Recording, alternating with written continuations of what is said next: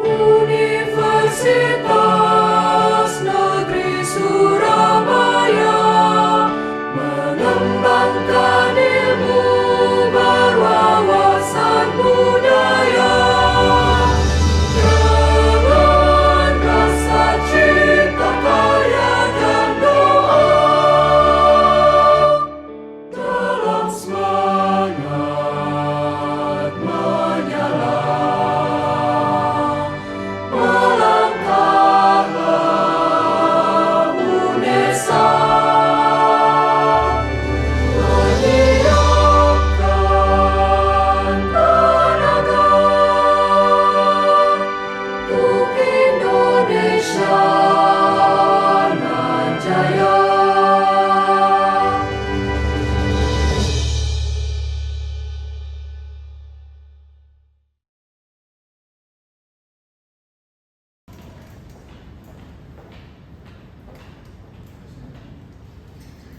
Assalamualaikum warahmatullahi wabarakatuh. Waalaikumsalam warahmatullahi wabarakatuh. Selamat pagi anak-anak. Pagi, Ibu. Bagaimana kabarnya hari ini? Alhamdulillah. Semoga kalian semua dalam keadaan sehat dan tetap semangat untuk mengikuti pembelajaran pada hari ini. Sebelumnya perkenalkan, nama Ibu Mutiara Esa Fitri. Ibu merupakan mahasiswa melaksanakan kegiatan magang dan praktik di sekolah ini. Pada pertemuan hari ini, saya akan mendampingi sekaligus mengajar kalian menggantikan guru mata pelajaran yang biasanya mengajar di kelas ini. Sebelum memulai pembelajaran pada hari ini, mari kita siapkan terlebih dahulu rapikan tempat duduk kalian dan juga alat tulis kalian disiapkan ya anak-anak dengan baik.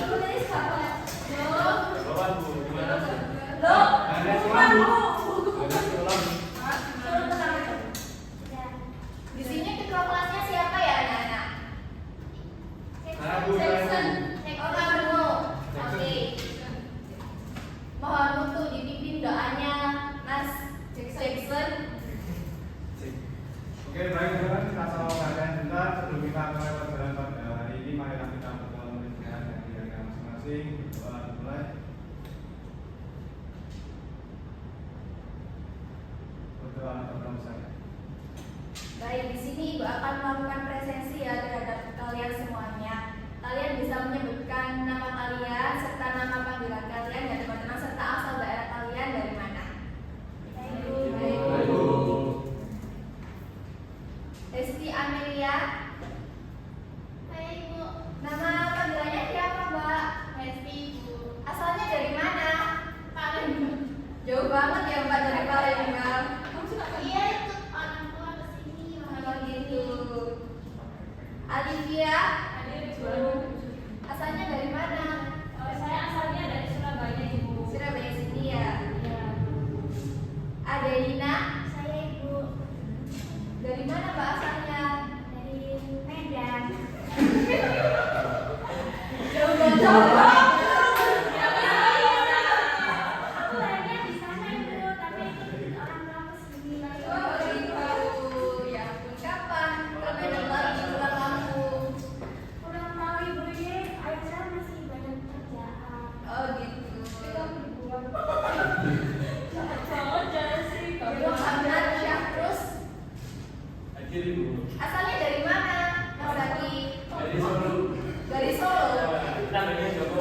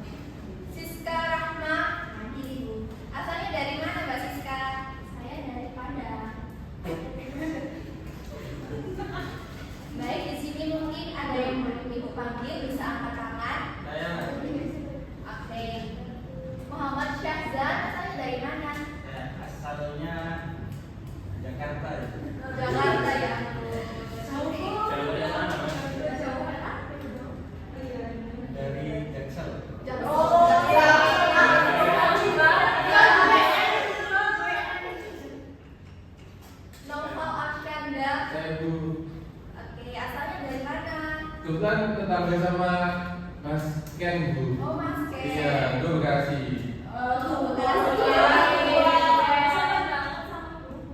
Iya, maaf Bu, Ben. Nggak sama-sama. Nanti Ibu catat tuh ya namanya kalau ada nilai. Gurunya serem. Galak.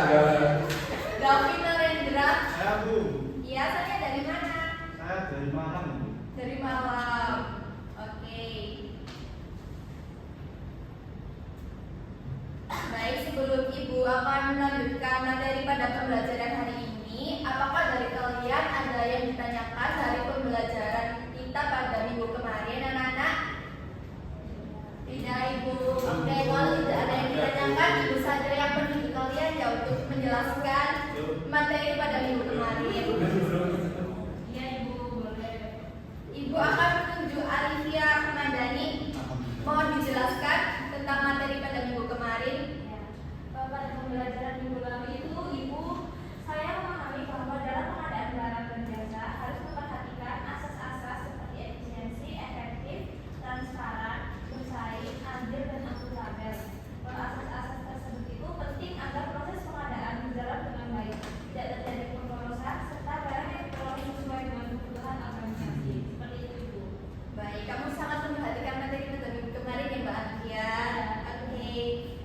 Untuk saat ini kita langsung saja memasuki materinya kita aja ya, teman-teman. Baik, Ibu.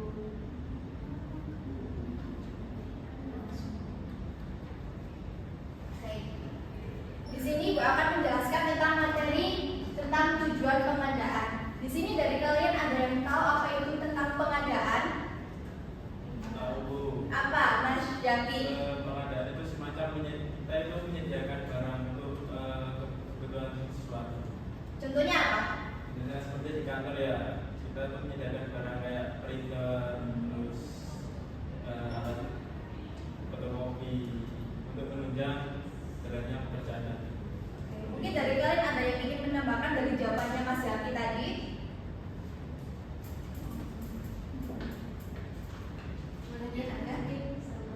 Sama ya. Oke. Ibu lanjut saja ke materi selanjutnya.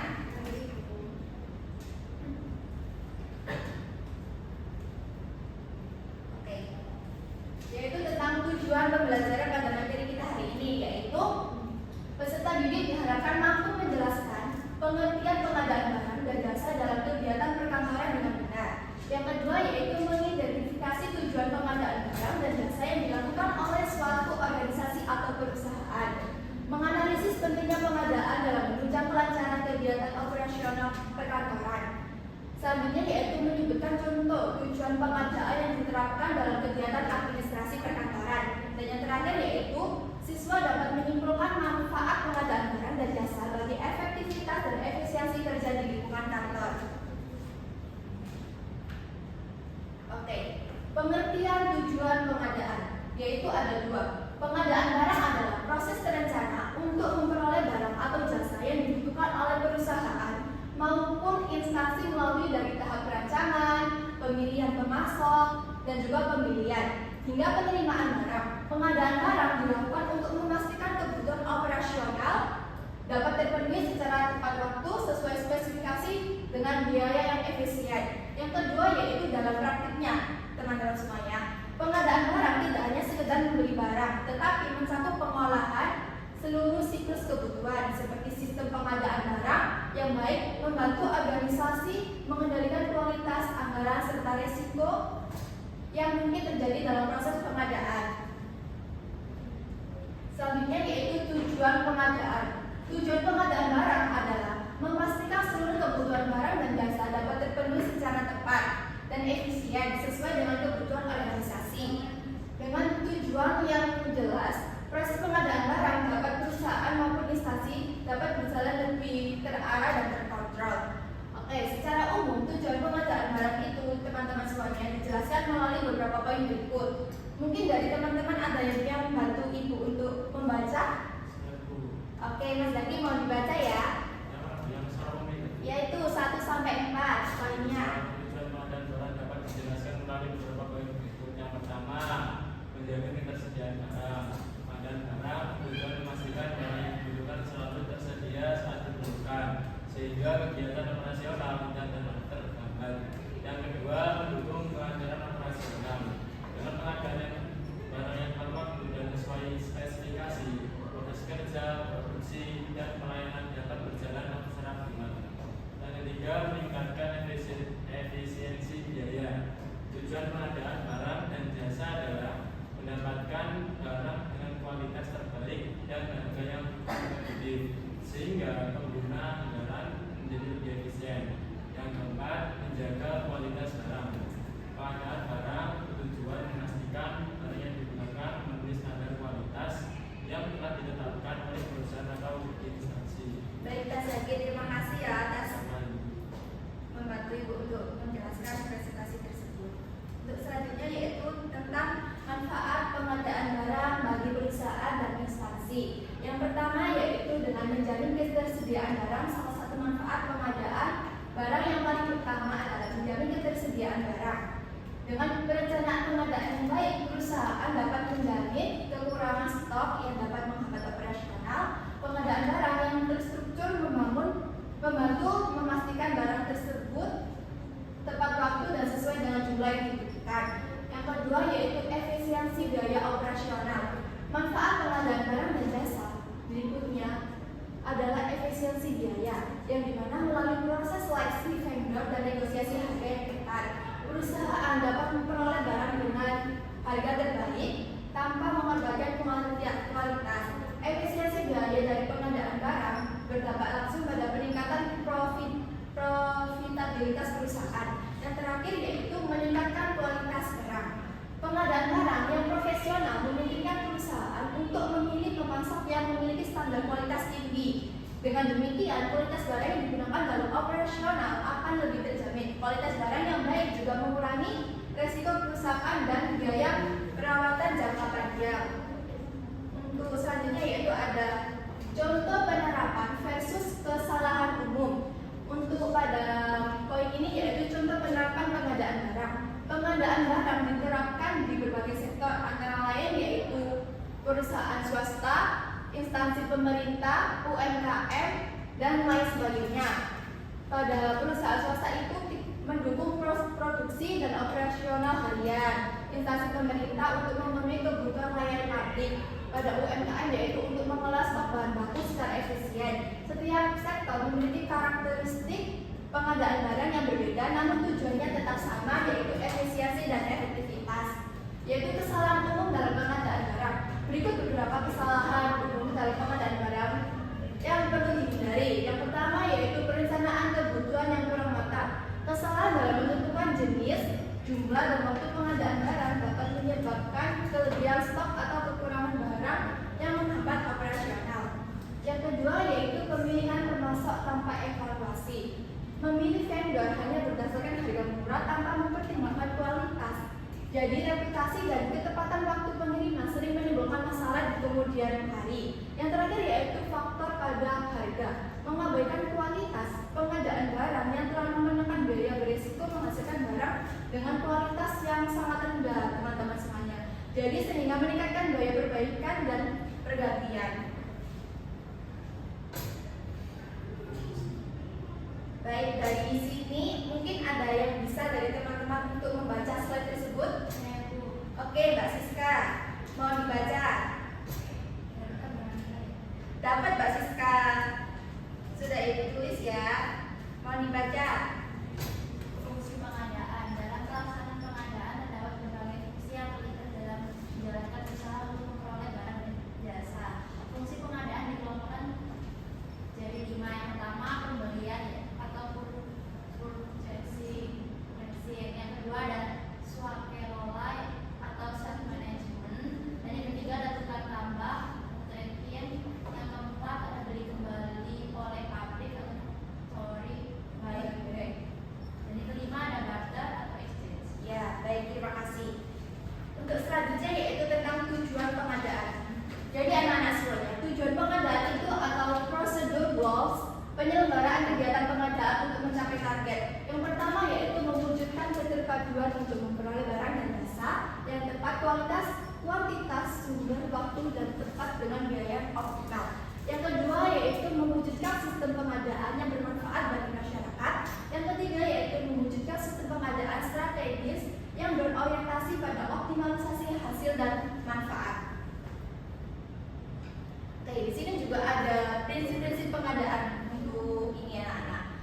Prinsip pengadaan atau procurement principle ditetapkan dalam penyelenggaraan pengadaan sejak perencanaan sampai dengan penyelesaian kegiatan pengadaan. Efisien menggunakan dana dan daya fasilitas yang terbatas untuk memastikan target, kualitas dan waktu yang ditetapkan oleh penyederhanaan dan percepatan proses pengadaan. Mungkin dari sini ada yang ingin ditanyakan teman-teman dari PPT Ibu ini. Saya Ibu mau bertanya. Oke, atas nama siapa? Adel Ibu. Adelina ya? Ya, yang dari Medan itu loh Ibu. Oke, ya. Bu ingin bertanya, Ya. apa sih yang dimaksud dengan pengadaan barang dan jasa dalam kegiatan administrasi perkantoran? Oke, yang dimaksud dengan pengadaan barang dan jasa itu suatu pengadaan barang dan jasa adalah proses yang dilakukan secara terencana, yang dimana memperoleh barang atau jasa yang dibutuhkan oleh suatu organisasi atau instansi seperti itu. Apakah sudah jelas? Sudah Ibu, terima kasih atas jawabannya. Oke, mungkin dari teman-teman ada yang ingin bertanya lagi? Saya Bu. Oke, namanya siapa Mas? Syazran. Sajran. Oke, silakan. Apa manfaat pengadaan barang dan jasa bagi efektivitas dan efisiensi di lingkungan kantor? Oke, manfaat pengadaan barang dan jasa itu menurut Ibu itu membantu organisasi memenuhi kebutuhan kerja secara tepat dan terencana. Pengadaan yang baik dapat menghindari kekurangan atau kelebihan barang, menghemat biaya operasional, serta memastikan peralatan kerja tersedia saat dibutuhkan. Oke, untuk next selanjutnya yaitu tentang prinsip-prinsip pengadaan. Di sini ada 7 poin ya anak-anak semuanya terhadap prinsip-prinsip pengadaan tersebut. Poin yang pertama yaitu efektif, yang dimana penyelenggaraan pengadaan berdasarkan kebutuhan nyata, kinerja yang optimal dan memberikan hasil yang berkualitas serta manfaat yang sebesar-besarnya. Yang kedua yaitu adil, memberikan perlakuan dan kesempatan yang sama dan tidak diskriminatif serta tidak mengarah dan memberikan keuntungan kepada pihak tertentu. Yang ketiga yaitu transparan, keterbukaan dalam memberikan layanan informasi menyangkut ketentuan dan proses pengadaan kepada semua pihak terkait termasuk dan masyarakat. Yang keempat yaitu bersaing, memberikan kesempatan kepada para penyedia yang setara dan memenuhi persyaratan untuk berkompetisi secara sehat serta tanpa intervensi dari pihak manapun. Yang kelima yaitu akuntabel, pertanggungjawaban pelaksanaan pengadaan sesuai target dan manfaat kepada pihak yang berkepentingan sesuai ketentuan dan peraturan yang berlaku berdasarkan prinsip kebijakan, norma dan etika pengadaan. Untuk yang keenam yaitu berwawasan lingkungan, pengadaan dan layanan aliran barang serta pelaksanaan pekerjaan tidak berdampak negatif dan beresiko terhadap lingkungan dan kesehatan manusia. Oke, di sini Ibu akan menampilkan studi kasus dari tujuan pengadaan. Mungkin di sini ada yang bisa dibantu untuk membaca. Iya, boleh. Namanya siapa? Namanya Chelsea. Chelsea. Oke, silakan. Studi kasus pengadaan peralatan kantor di PT Sinar Jaya merupakan perusahaan yang bergerak di bidang jasa konsultan bisnis. Dalam beberapa bulan terakhir, jumlah klien perusahaan meningkat cukup besar. Hal tersebut menyebabkan aktivitas kerja di kantor menjadi semakin padat.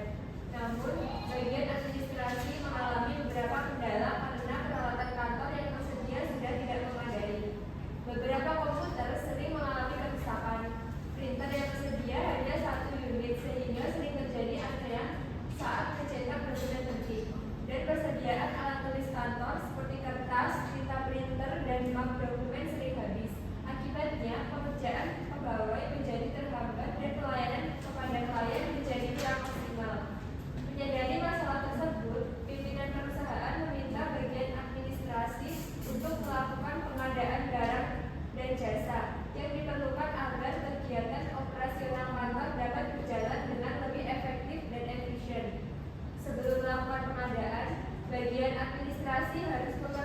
menentukan tujuan pengadaan, seperti memastikan barang yang dibeli sesuai kebutuhan, memiliki kualitas yang baik, harga yang wajar, serta dapat mendukung kelancaran pekerjaan di kantor.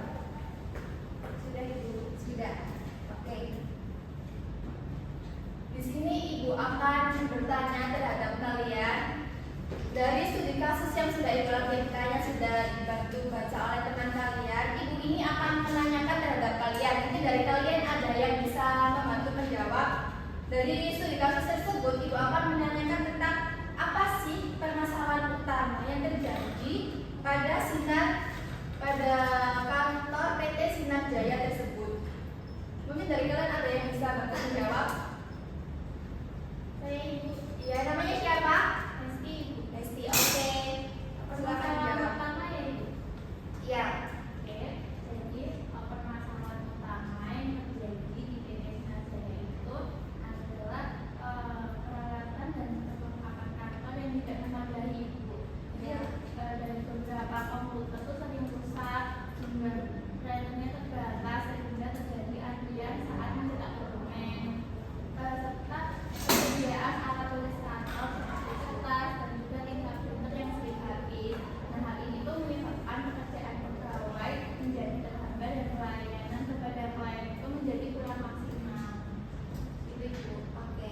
Bu, izin ke kamar mandi ya. Oke, silakan. Oke, dari kesimpulannya tentang pembelajaran pada hari ini yaitu tentang pengadaan barang merupakan proses strategis yang berperan penting dalam mendukung kelancaran operasional perusahaan maupun instansi pemerintah.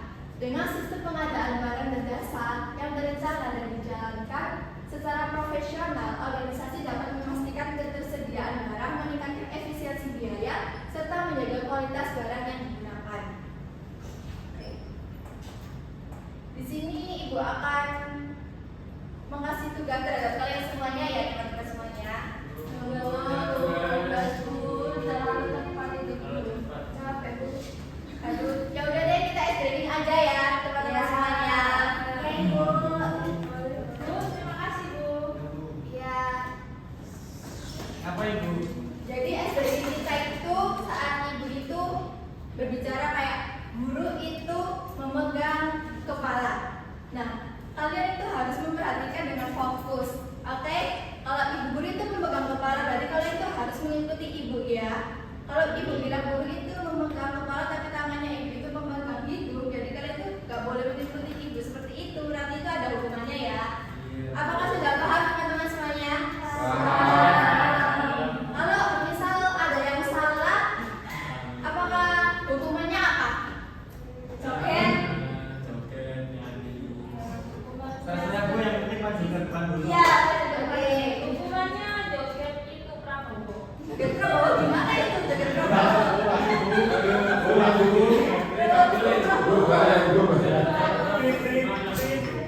Oke, ya langsung aja. Apa kita mau percobaan dulu teman-teman? Ya. Oke. Guru itu memegang tangan.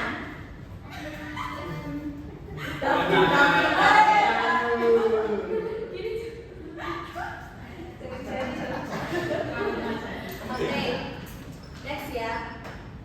Guru itu memegang hidung. Lagi. Apa lu? Asik gitu Bu. Salah Bu. Aduh, kan masih percobaan. Iya, maksudnya. Oke, kita langsung saja ya ke ice breaking-nya.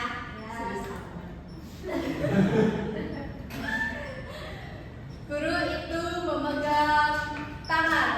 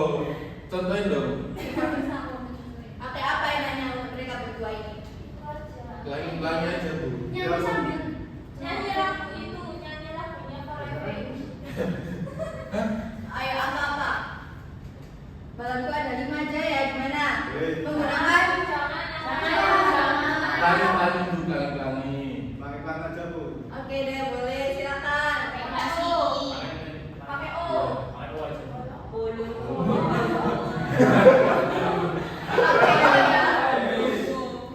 O. Ya, ayo silakan.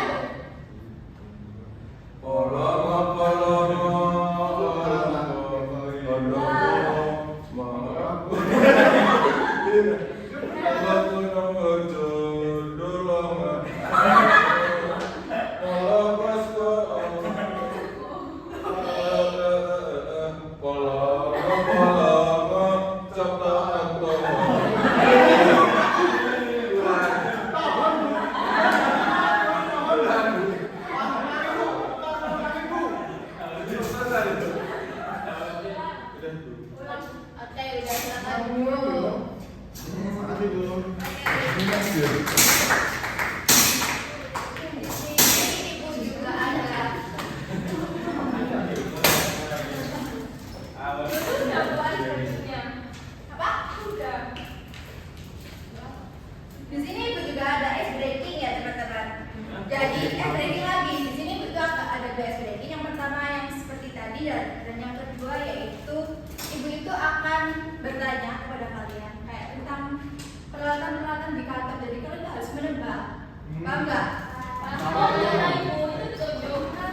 Enggak, ibu bertanya kalian rebutan jawabnya. Iya, rebutan jawabnya. Bu, dapat nilai kok Bu kalau bener? Dapat dong, ya kali nggak dapat nilai. Oke, satu. Oke. Bu Nopal kontak dan Bu. Boleh Oke. enggak apa-apa nggak, Bu? Ibu mulai ya. Mulai. Apa? Bu. Nggak boleh. Nggak boleh. Nggak boleh. Nggak boleh. Nggak boleh apa? Bang ini mah di rumah. Oke, di sini ibu akan bertanya pada kalian. Di sebuah kantor, pegawai harus mencetak banyak dokumen setiap hari untuk laporan. Menurut kalian, barang apa yang harus diadakan? Saya. Kenapa aja berpilih? Ini anak Surabaya dulu ini lobby. Jawabannya printer. Printer, oke, benar. Jangan lupa dicatat hubung nama saya. Ya sudah. Yang kedua yaitu pegawai harus menyimpan data penting perusahaan agar tidak hilang dan mudah diakses. Nggak ada yang anu.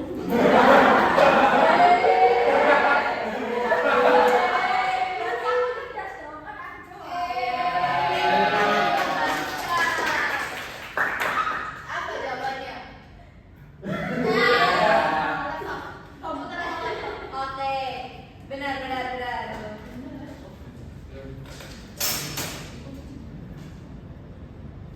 Oke. Ya, oke, selanjutnya. Banyak dokumen yang harus digabungkan agar tidak tercecer. Itu apa alarmnya teman-teman? Apa? Oke, stapler. Oke, untuk yang terakhir ya teman-teman semuanya. Di kantor, tiba-tiba listriknya itu padam dan pegawai tidak bisa melihat dokumen dengan jelas. Barang apa yang sebaiknya disediakan saat darurat?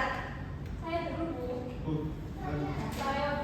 Ya, ini Alfia dulu. Saya bisa. Lampu darurat atau senter. Oke, benar jawabannya. Oke, untuk yang selanjutnya deh. Banyak belum kebagian ini. Pegawai tidak ingin menampilkan materi kepada banyak orang saat rapat. Apa Bu Esti? Enggak bukan Bu, udah Bu. Ya benar, tepuk tangan buat Bu Esti.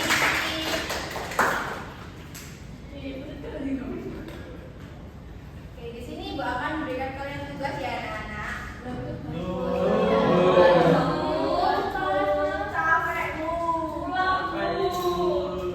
Tugasnya yaitu Ibu sudah membuatkan studi kasus nyata tentang yang ada di tujuan pengajaran tersebut.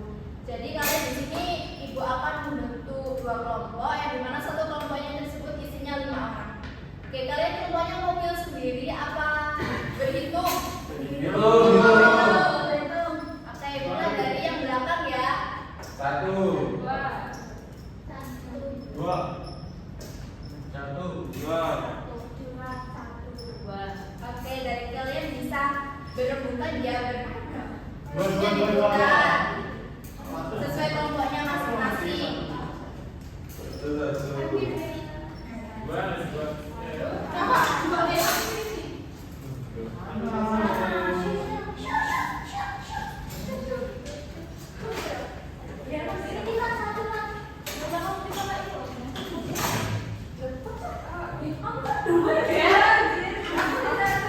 Ayo, jangan berebutan ya, sudah dibagi kelompoknya masing-masing.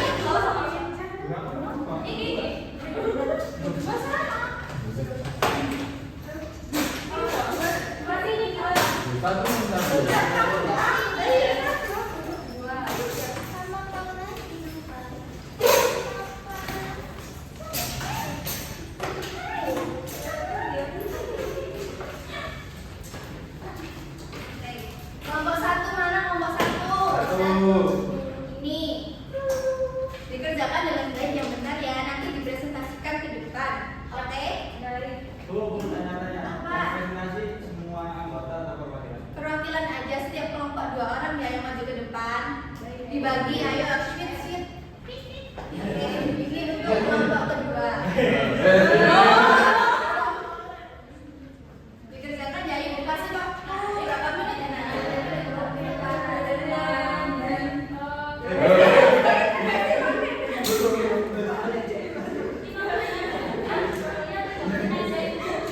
Ini cukup easy.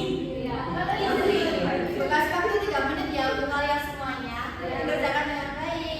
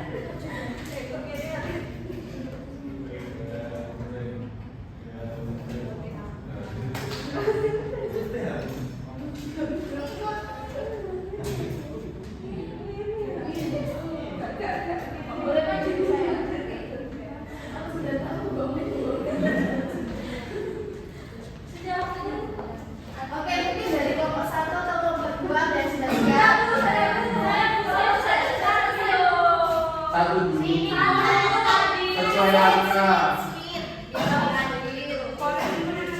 Sweet ya. Iya.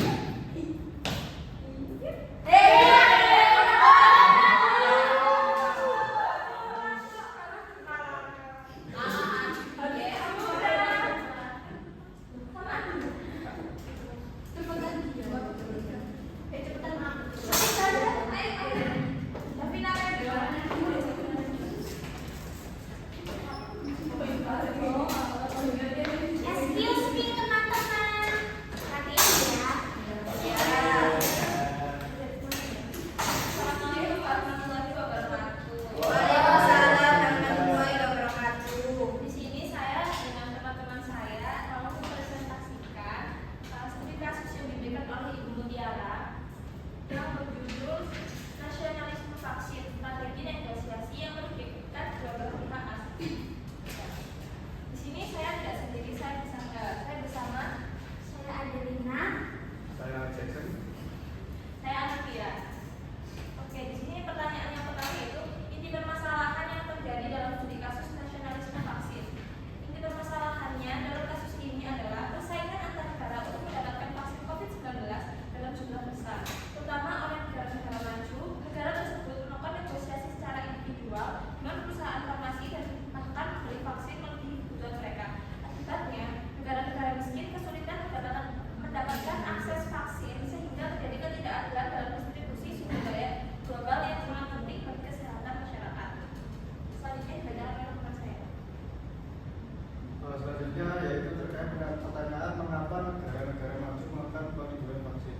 Jadi negara-negara maju melakukan penelitian vaksin karena beberapa alasan. Yaitu yang pertama dari ekonomi mereka itu menggunakan negara yang jauh. Yang kedua ketidakpastian mengenai vaksin yang mana akan terbukti aman dan efektif sehingga mereka membeli dan berbagai produsen. Yang ketiga kekhawatiran bahwa persediaan vaksin akan terbatas. Dan yang terakhir adanya perusahaan global yang membuat setiap negara ini mendapatkan peluang lebih jauh dibandingkan negara lain.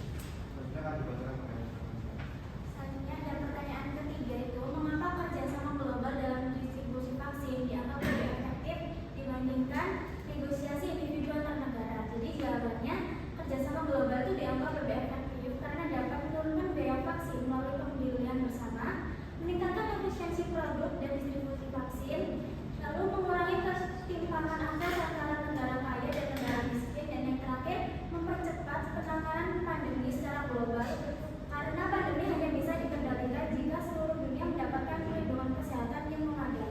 Oke, beri tepuk tangan untuk kelompok 2.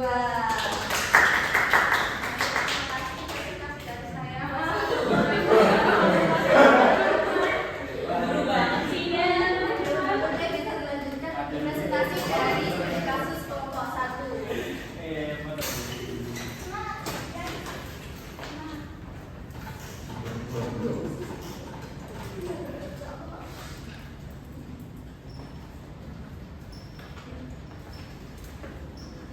Assalamualaikum warahmatullahi wabarakatuh.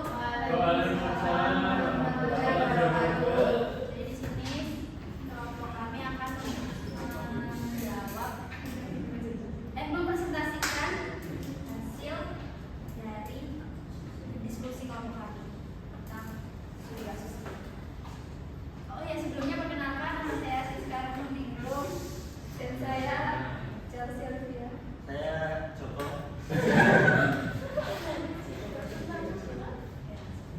Jadi di sini saya akan menjawab pertanyaan dari studi kasus yang pertama, yaitu apa inti permasalahan yang terjadi dalam kasus Bernie Madoff. Jadi inti permasalahan dalam kasus ini adalah terjadinya penipuan finansial melalui skema Ponzi yang dilakukan oleh Bernie Madoff. Ia menarik investor dengan menjanjikan keuntungan tinggi melalui strategi investasi yang terlihat sah. Tapi sebenarnya uang investor baru digunakan untuk membayar investor lama. Tindakan ini merupakan bentuk pelanggaran etika dan kepercayaan dalam dunia bisnis dan negosiasi. Selanjutnya akan dibacakan rekan saya. Untuk soal yang kedua yaitu mengapa banyak investor mempercayai Bernie Madoff. Untuk jawabannya dari kelompok kami yaitu investor mempercayai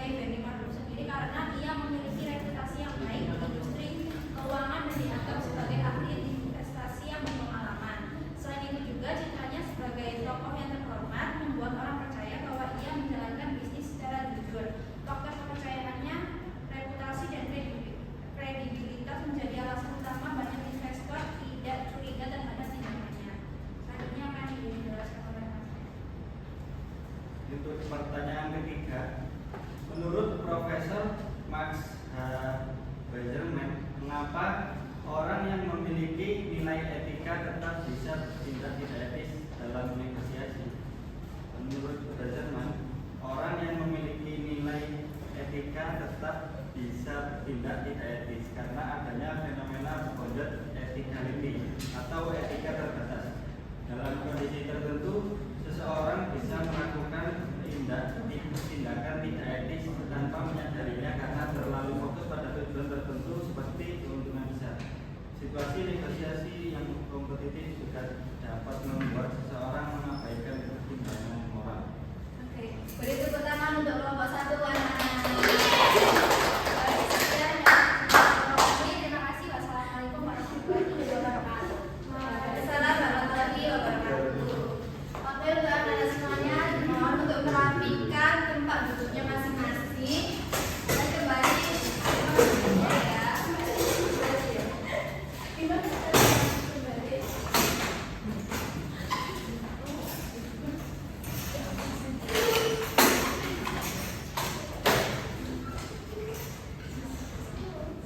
Oke, di sini Ibu akan memberikan penugasan terhadap kalian semuanya yang dimana tugasnya itu dibagi menjadi 2 kelompok yang kelompoknya itu beranggotakan 5 anggota ya teman-teman semuanya. Ini tugasnya untuk minggu depan ya. Oke? Baik, Bu. Kelompoknya sama kayak tadi kan? Kelompoknya bebas, kalian bisa pilih sendiri atau gimana? Bebas. Kayak tadi aja, Bu. Kayak tadi aja ya. Oke, ini untuk penugasan terhadap kelompok 1. Kelompok 1 mana? Kelompok 2. Nih.